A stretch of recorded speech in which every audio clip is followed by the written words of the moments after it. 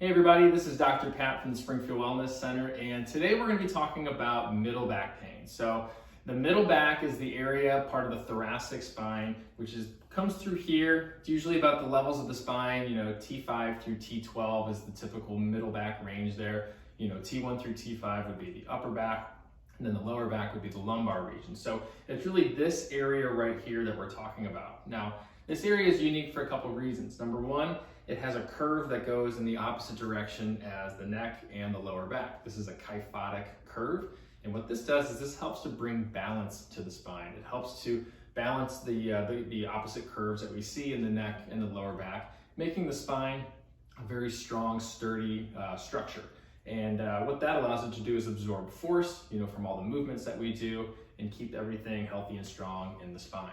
The other unique aspect about the thoracic spine is that's where the ribs attach as well. And so where the ribs attach here on the sides of the spine here, they form their own joints, and those joints can sometimes become irritated as well or misaligned. So we're going to be talking about 5 different common causes of pain that we see in this region here in the middle back. So number 1 would be a postural problem. So this is the most common probably, and that's the reason for that is a lot of people spend a lot of time sitting, for work or at home, and that's something that puts a lot of stress, from a postural standpoint, because it causes us to use our muscles in different ways, and sometimes turns off muscles altogether. So when we're sitting, some of these muscles we're not using, and so they get weak over time.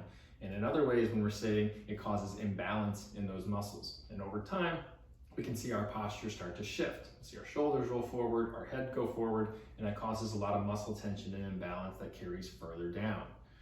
Another common cause of pain that we see through here is subluxation, and this is what chiropractors treat.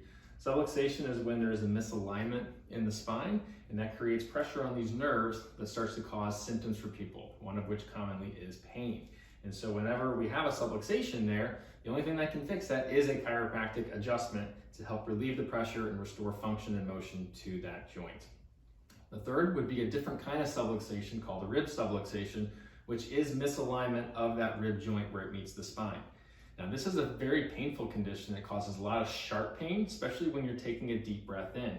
Because as you breathe in, that joint is moving with the rib cage as it expands, as the lungs fill with air.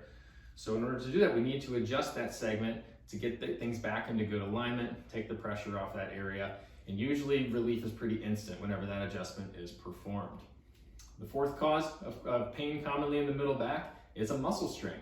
So we got lots of muscles in this area, some that are keeping us upright, some that are allowing for movement of the shoulder blades and the spine, and it's common sometimes for a muscle to get overworked or damaged. And so when we have a muscle strain, it means that some of those fibers have gotten damaged and there's irritation and inflammation in that area. And so for that, you want to be looking at things like massage therapy or deep tissue laser to help address that cause of pain there. And then the last one would be scoliosis. Now this is a unique condition. It usually starts from a very early age, not really a known cause for it, but what we see is instead of just having these front to back curves, we also start to see some side to side curves. So it starts to look something like this. And what that does is it inherently builds imbalance into the spine because obviously it's curving one way and not also the other. And that creates imbalance in the muscles, in the joints, and how they're able to move. And so it can sometimes cause, pain and dysfunction for a lot of people. Some people may not have any issues with it, but others can sometimes have quite a bit of trouble with that. So it's important to restore as much function as possible to the spine. If somebody is skeletally mature and you can't change the shape of their spine, you can still certainly preserve those joints, and those disc materials as well to try to maintain that quality of life for as long as possible. So there's 5 common causes of pain for the middle back. All of these things can be addressed here at the Springfield Wellness Center, and we do so on an everyday basis. So if this is something that you're dealing with, please give us a call. We'll be happy to help you out.